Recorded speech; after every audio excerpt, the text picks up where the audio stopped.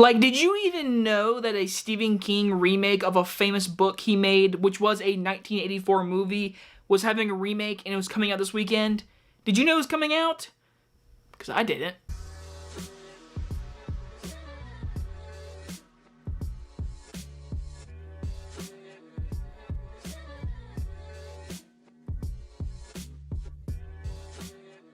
Firestarter stars Zac Efron and Kiera Armstrong, and is about a young girl tries to understand how she mysteriously gained the power to set things on fire with her mind. I have seen the original movie one time. It was on standard TV too, with the commercials and bleeping all the curse words and stuff. That's the only time I've ever watched the original movie.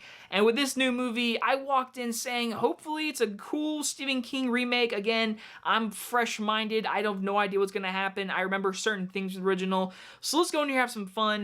And wow, like really, really, wow. I will say my one big praise. John Carpenter does good music. Really, that's all I can say. There is a few moments in this movie where the music is like, that's pretty good to listen to. There's one moment with a song playing in the background with the guy's like seeing his tattoos on his back. I was like, what kind of song is this in this moment? It was just awful. But besides the actual score that John Carpenter made, listening to it, that's my only praise. This movie is awful. I mean everything. Everything about this movie is awful. First things first, the editing is garbage. I mean, this movie is an hour and 34 minutes, and this movie is cramming so much storyline and trying to do character family study that these people have superpowers. This little girl has the power of fire, and they're trying to cram it into this little story, and the editing is so choppy and just horrible. Every time there's an action scene, I'm telling you, like the blocking of the scene, the cutting to each angle looks awful. There are things in this movie that are completely terrible. There's a scene where they're literally burning a cat alive, and it'll cut to the guy from That 70s Show in an old room playing with candy. That's the editing in this movie, and I'm not even joking you right now. And let's get to the performances. Listen, I like Zac Efron. He's not trying.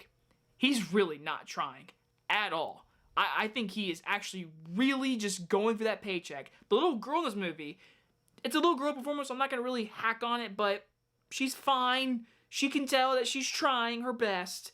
And the wife, I mean, again, paycheck. Our main villain, paycheck.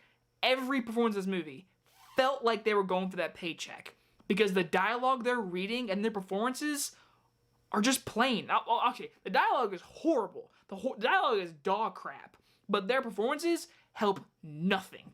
So the directing, that's all on you. The performances that they gave is from the director. So the director, I'm sorry, you did a really bad job with this movie. You did not convey anything in this movie. There is nothing in this movie that got me interested. There's no character development whatsoever. They have superpowers. People are coming after them. I swear to you, the entire movie, Zac Efron is telling the daughter, these people are going to come after us. People are going to come after us. At the very end, they finally come after him. It's like the whole time there's no threat. There's nothing. There's nothing in this movie. There's nothing special with this movie. And by the end of it, I sat there and I was like, okay, cool. And then it ended. And I was like, man, that was a really bad movie. I will give Firestarter an F.